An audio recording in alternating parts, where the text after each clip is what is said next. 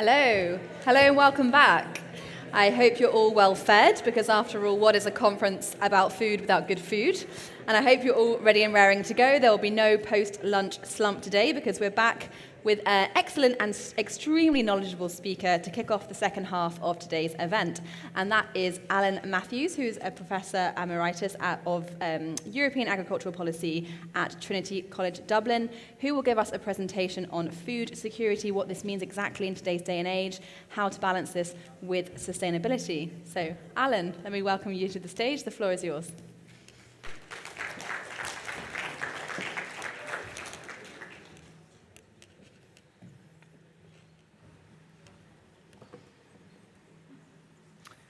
Thanks, Natasha, and I'm delighted to have this opportunity to share with you my views on the future of food, and thank you to the organisers for the invitation.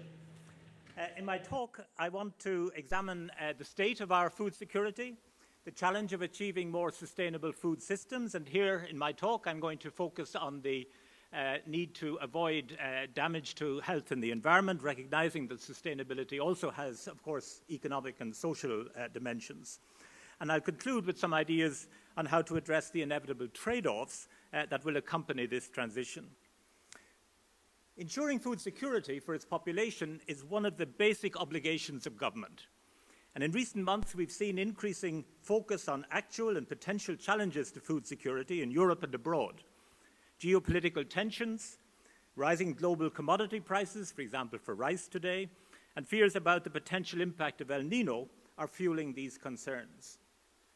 The concerns are also being used to argue that the European Union should slow down or even abandon initiatives proposed on the umbrella of the European Green Deal to transform its food system in a more sustainable direction and with better outcomes for human and planetary health.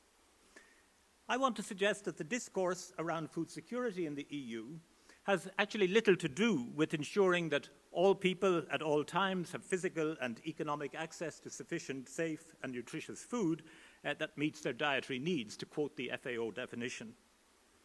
Instead, I feel that the food security discourse masks fears that the sustainability agenda will adversely affect the competitiveness of European farming with negative implications for jobs and livelihoods, particularly in rural areas, could lead to the offshoring of environmental problems, and as well contribute to higher food prices at a time when governments are still struggling with food price inflation.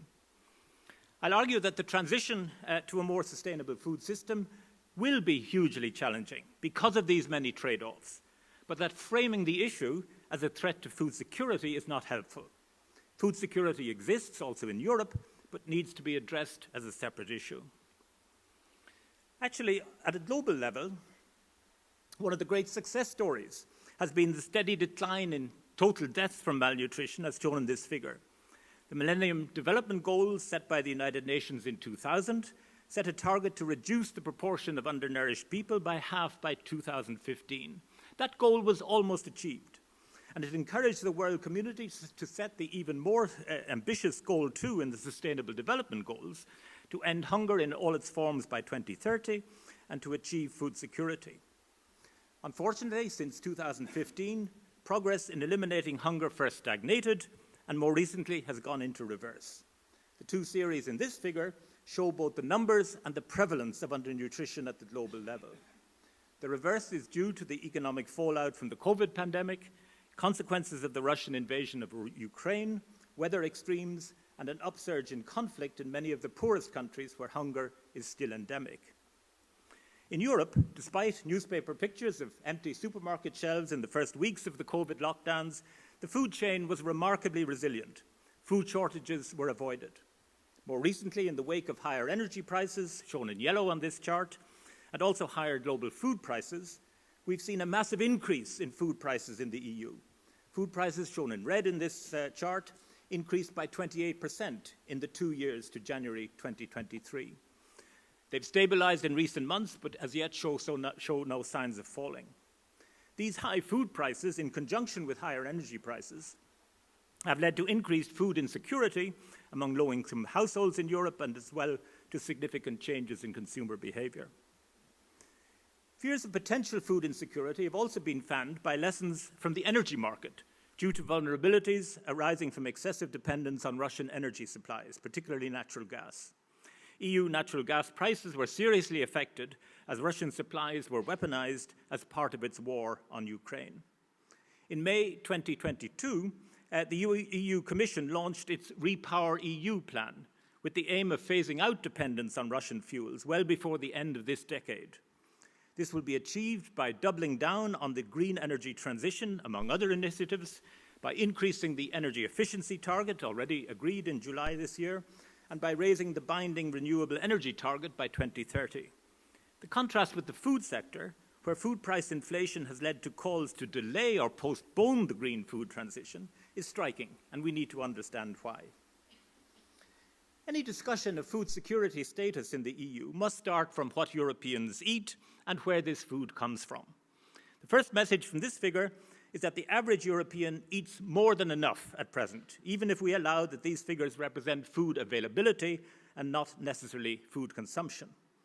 EFSA recommends a dietary intake for women, 2,000 calories per day, for men, 2,500 calories per day, depending on age. Its recommended protein daily intake for adults corresponds to between 41 and 83 grams per day for adults between 50 and 100 kilogram body weight. Most of us could eat less and be better off for it.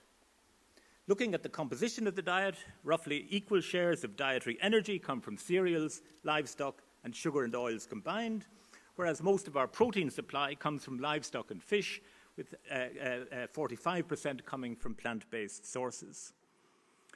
In general, the EU has a high degree of food sovereignty and is fortunate to be relatively self-sufficient in basic food commodities. The figure shows the EU is a net exporter of wheat, dairy, and meat, close to self-sufficient in coarse grains and sugar, and its main deficit areas are in vegetable oils, where a significant share of imports go to biofuels rather than food, oilseeds and oilseed meals as animal feed, and in fruits and vegetables. Now, these figures, of course, underestimate the importance of trade because there are often both exports and imports of the same commodity, reflecting quality differences. Reliance on trade, and particularly imports, is not a bad thing in itself. It allows us to take advantage of differences in comparative advantage and to purchase goods more cheaply abroad than we could produce at home, thus raising our standard of living. The fact that we import from other countries also means that they import from us, raising incomes in our exporting sectors. Trade can help to stabilize prices and markets in the face of fluctuations in domestic production, but it can also be a source of instability. And the EU has sensibly established a European Food Security Crisis Preparedness and Response Mechanism, a long title, to identify vulnerabilities and to coordinate responses. Despite this relatively favorable self-sufficiency situation, EU leaders at their March 2022 informal meeting in Versailles, immediately after the Russian invasion of Ukraine, identified food as a strategic dependency to be addressed. Specifically, member states committed to strengthening the EU's food security by reducing dependency on key imported agricultural inputs, especially, and I quote, by increasing the EU production of plant-based proteins. In that context, the Commission announced in its food security communication that year its intention to review its protein policy in the first quarter of 2024, and I think there was a session already upstairs on that topic. In my view, there are good reasons for a protein strategy, but food security is not one of them. The arable land area in Europe is fixed, so any increase in protein crops will be at the expense probably of wheat and maize, and given current yield differences, overall biomass production would be reduced. Potential vulnerabilities in oilseed supply chains, which in any case are only moderately concentrated, may be a concern for the animal feed and livestock industries, but this should not be confused with the threat to food security. In fact, the large share of arable crops fed to animals is a massive food reserve. Grazing animals can make a net addition to the EU food supply by converting otherwise indigestible forage into animal protein, but most animal protein is produced by feeding with crops using land that could be used directly for human food supply. As the figure shows on the right-hand side in the red circle here, around 2/3 of EU cereals currently are fed to animals with significant conversion losses. In fact, lack of fertilizer is likely to be a bigger threat to food security in the EU, and producing more food is not, of course, the answer to that. the EU's dependence on imported supplies, especially from Belarus and Russia, was sharply exposed following the Russian invasion of Ukraine. Fertilizer imports and natural gas, which is the main ingredient in fertilizer manufacture from Russia, were excluded from sanctions as a result. Now, there are other speakers at this conference more expert in fertilizers than I am. I merely note that the farm-to-fork objective to reduce nutrient losses by 50% by 2030, which is then intended to reduce the use of fertilizers by 20%, although proposed in order to mitigate air, soil, and water pollution as well as climate impacts, is also ideally targeted to reduce this vulnerability. And by increasing efficiency is also actually a win-win for farmers. But not all of the Green Deal targets will necessarily have this happy outcome. The food system has a very large environmental footprint related to water, air, and soil pollution, freshwater consumption, biodiversity losses, and climate change, as well as negative impacts on human health. The scale of these negative impacts has been regularly documented by the European Environment Agency in its State of the European Environment reports and in numerous scientific papers. Measures to address these adverse effects, at least in the short run, may reduce yields and production, raise costs, and lower farm incomes. A potential clash with production is particularly likely in the case of climate action. The figure shows that agricultural emissions are projected only to be 4% lower in 2030 compared to 2005, perhaps increasing to 8% if currently planned measures are implemented. In the first half of next year, the Commission will bring forward a communication for EU emission reduction targets for 2035 and 2040. The European Scientific Advisory Board on Climate Change has recommended net emissions reductions of 90 to 95% by 2040, relative to 1990 levels. The new Climate Commissioner, Wopke Hoekstra, gave an undertaking at his confirmation hearing with the European Parliament that he would support the at least 90% net reduction recommendation. Even with some contribution from carbon removals, this will not be possible without significant reductions in agricultural emissions. Between 81 and 86% of EU agricultural emissions come from livestock farming. We cannot reduce agricultural emissions without reducing livestock emissions. The most effective way to incentivize this would, of course, be a trading scheme for agricultural emissions. But putting a price on agricultural emissions has yet to gain traction, even if there's wide support for the idea that farmers should be paid for carbon removals. It seems to me these environmental and climate challenges raise the question how big the agricultural sector should be in Europe. What should it produce? All of the evidence points to the fact that with current technologies and practices, agricultural production exceeds its biophysical boundaries just discussed. In the light of negative impacts or externalities of agricultural production, a smaller sector would actually be optimal. This doesn't necessarily, of course, apply across all of the agricultural landscape, but certainly in hotspot areas. The logic here is, if I move to my lecturing mode, simply explained in an Economics 101 diagram. This shows the decision process in setting the optimal level of output per hectare. For a farmer, the optimal level is the point Q, where the marginal addition to revenue of an additional unit of output is just equal to the marginal cost of producing that unit. In making this decision, farmers only take account their priced input costs, feed, fertilizer, chemicals, machinery, and so on. Though they may also, of course, be constrained by environmental regulations. Summing all of the individual farm decisions gives the national and also the EU level of output. But we know that at the output level Q, there are hidden and or unaccounted net environmental costs.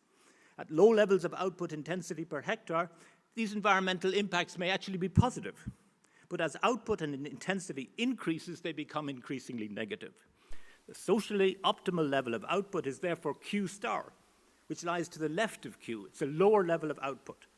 How much lower will depend on the adjustment possibilities open to farmers, which in turn is a function of knowledge generation and innovation. Now, this conclusion that we need to limit and adjust agricultural production in Europe is contested by what I will call the productivist argument. And this is two parts. The first is the undoubted challenge to meet a growing global food demand, driven perhaps less by population, but increasingly by rising incomes for the majority of that population. In the context where on the supply side, the quantities of high-quality land and water available for agriculture are diminishing, and climate change is expected to further reduce the productivity of key crops in several regions of the world. As the figure shows, yield and production growth rates have been falling in recent years, even prior to COVID and the Russian invasion of Ukraine. Now, the second part of this argument is that the EU's contribution to this global challenge should be to increase its production capacity, to increase our net exportable surplus to food deficit countries. This was the argument used to justify allowing member states to derogate from the GAIAC 8 condition requiring arable farmers to maintain a minimum share of non-productive land when first introduced in the 2022 season, when extended and widened in the 2023 season, and behind the push for further loosening of environmental measures in the 2024 season. But there are other ways in which the EU could increase its exportable surplus without rolling back nature protection measures. Many member states still encourage the use of crop feedstocks for production of biofuel and bioenergy. More active measures to encourage plant-based diets would have a similar effect. In any case, there's no obligation to produce food where the total costs of doing so, including environmental damages, exceed the value of the food produced. The EU should certainly contribute to increased food availability globally. The most effective instrument to do this is through assistance to increase food production in developing countries themselves, or through humanitarian aid, through bodies like the World Food Programme, to help reverse the increase in numbers undernourished we saw in a previous slide. The future of food is one where European farmers produce quality food in ever more sustainable ways, but it is likely to be more costly. The evidence suggests that there's a minority of consumers who are prepared to pay for sustainability characteristics. It's possible this group will grow over time.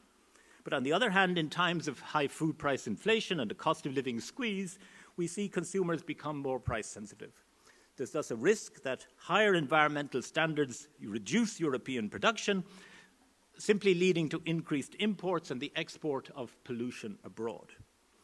Now, environmental regulations are not always an additional cost. They can stimulate innovation and new practices that minimize any negative competitiveness impacts.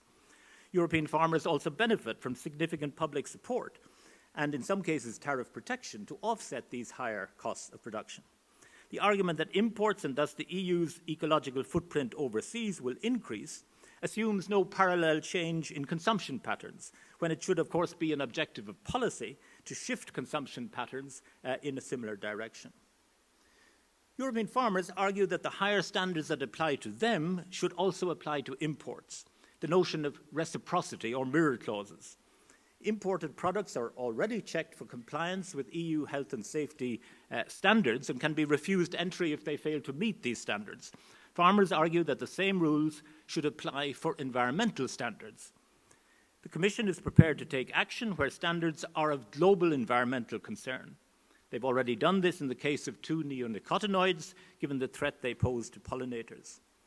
The legitimacy of these unilateral trade measures under WTO rules remains to be tested, and there's always the risk of trade retaliation. The Commission has stated that it will consider issues on a case-by-case basis, and this is undoubtedly the right approach. The longer-term aim must be to convince other countries also to adopt higher standards, rather than to introduce trade restrictions per se. Another worry is that if producing more sustainable food is more costly, that this will put the food security of low-income families at risk. At a time when more Europeans than ever have recourse to food banks, and where Eurostat barometer surveys show a rising proportion of the population experience food deprivation, this is an obvious concern. There's long been a movement advocating for the true cost of food as a powerful tool to set up sustainable food systems. The price of food should reflect the full costs of producing it. Providing a hidden subsidy to food by ignoring its environmental costs likely results in a very skewed distribution of these benefits to better off consumers. Food security in Europe arises due to the inability to access food due to low incomes, rather than due to the unavailability of food. It follows that providing targeted support to low-income families is a more appropriate response. Finally, it's imperative that we improve the sustainability of our food system. I've argued that even in the short run, this will not put the food security of EU consumers at risk, and indeed in the long run, it may even be a prerequisite for their food security. However, transitioning towards a more sustainable food system will require significant changes in what we produce, in how we produce it, and in what we eat. In the short run, there are difficult trade-offs, not necessarily with food security, but with the livelihoods of current producers, with the EU's consumption footprint abroad, and with the price consumers expect to pay.